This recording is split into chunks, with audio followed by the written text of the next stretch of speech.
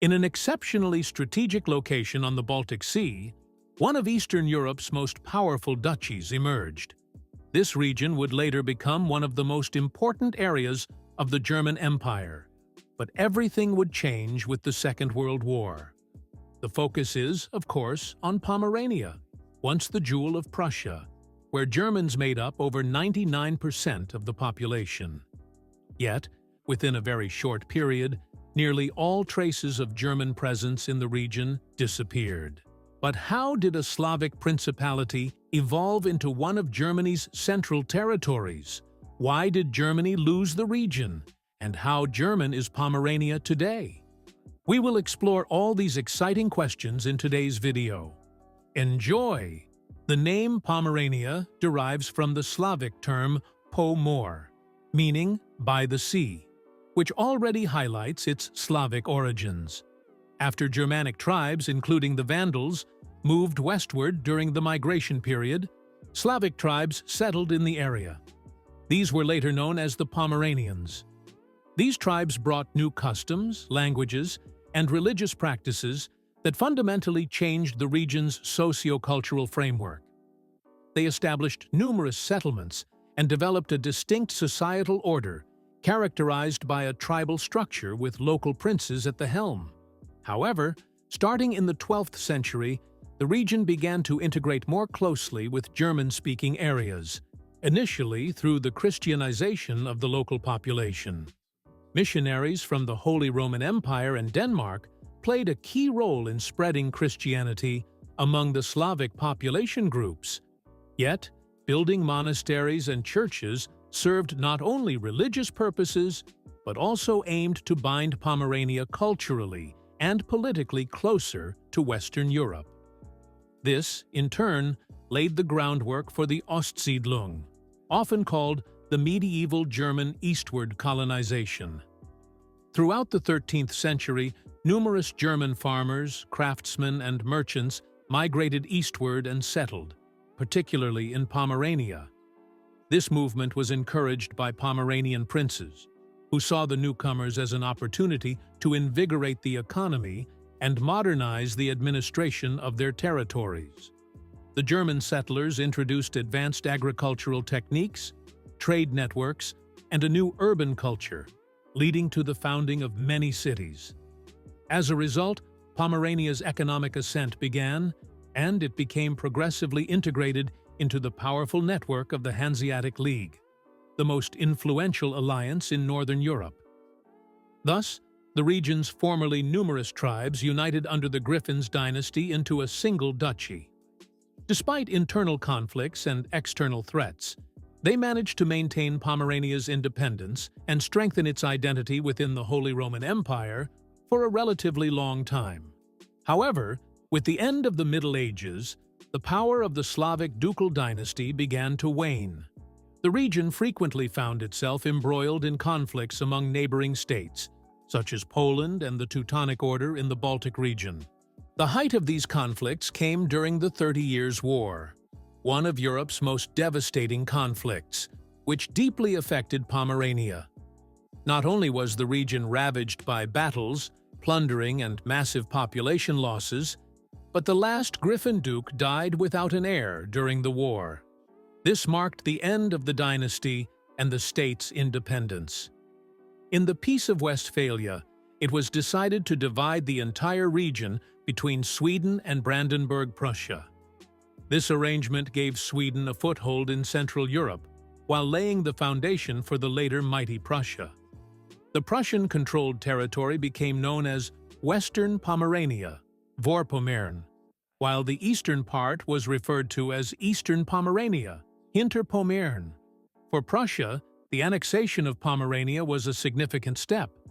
Not only did it gain substantial access to the Baltic Sea, including key ports such as Stettin, Szczecin, but it also expanded its influence in northern and eastern Europe.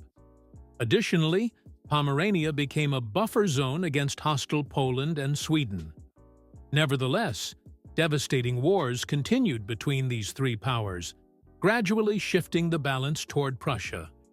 Sweden, after suffering heavy losses in wars such as the Great Northern War, increasingly retreated to northern Europe and adopted an isolationist stance. Meanwhile, Poland faced growing pressure from neighboring states, including Russia, Austria, and Prussia. Ultimately, the Congress of Vienna transferred all of Pomerania to Prussia, marking the beginning of the region's rapid ascent. The development of agriculture, trade, and industry led to strong economic growth. Rapid industrialization spread throughout Prussia, turning cities like Stettin into major centers within the empire. The expansion of infrastructure, particularly railways, also improved connections between Pomerania and other German states, as well as Western Europe. This demographic shift further favored Germans. In a census, Slavs accounted for less than 1% of the population. Due to Prussia's central role in a united Germany, Pomerania's significance grew.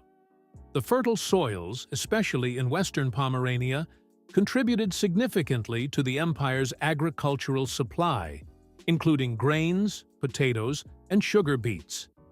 Ports became crucial to building the imperial fleet. Pomerania's Baltic location held immense strategic importance for the defense of the German Empire, particularly against potential threats from the east. Thus, Pomerania hosted critical military installations and garrisons, contributing to the empire's readiness for war. This readiness was soon tested. While Pomerania largely escaped destruction during the First World War, the situation changed dramatically in the Second World War. After Germany's defeat at Stalingrad, the Soviet Red Army rapidly advanced westward, devastating all regions on its path to Berlin. Pomerania suffered significantly. Defense lines were constructed in Pomerania to delay or halt the Soviet advance. Fierce battles intensified in the war's final months as the Red Army pushed toward Berlin. The Pomeranian Line, a series of defensive structures, was breached by early 1945.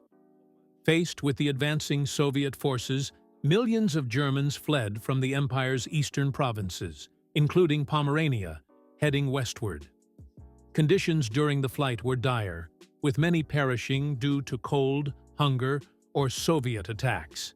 Pomeranian cities like Stettin and Köslin suffered heavy aerial bombardments. The Second World War ultimately marked the end of German Pomerania. Following the war, most of Pomerania was ceded to Poland under the terms of the Potsdam Conference.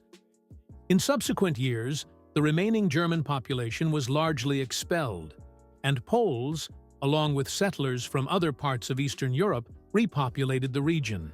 Millions of Germans were systematically driven from their homes, often under harsh conditions with little access to transportation, food, or shelter as they journeyed westward.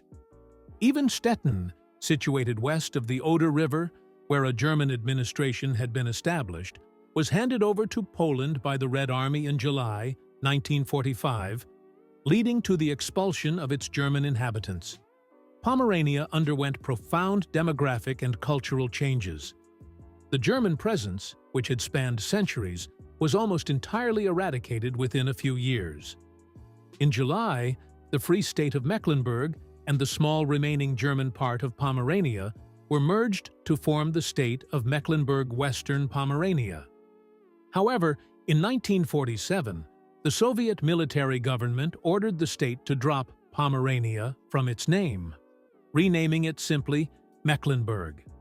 It wasn't until 1990 that the state of Mecklenburg-Western Pomerania was re-established with Schwerin as its capital, joining the Federal Republic of Germany on October 3, 1990. But what remains of German settlement in today's Polish Pomerania? Despite large-scale expulsions, some Germans remained. While German heritage became deeply unpopular after the atrocities committed by Germans in the Second World War, a small revival of German traditions began in the 1990s with the collapse of the Eastern Bloc. Since the end of the Cold War, German-Polish relations have improved significantly, fostering cultural and economic cooperation. Questions of history and remembrance are increasingly addressed in a spirit of reconciliation. Both Germany and Poland have recognized that Pomerania's history is part of a shared European heritage. Numerous initiatives and projects aim to promote cultural exchange and heal historical wounds. The region is now especially popular among German Baltic Sea tourists. Numerous historical buildings still stand as reminders of German history, and around 5,000 Germans currently live in the region. However, this is far fewer than in other former German territories in the east. For example, more than 100,000 Germans still live in former Silesia. But I've already made a separate video on that topic.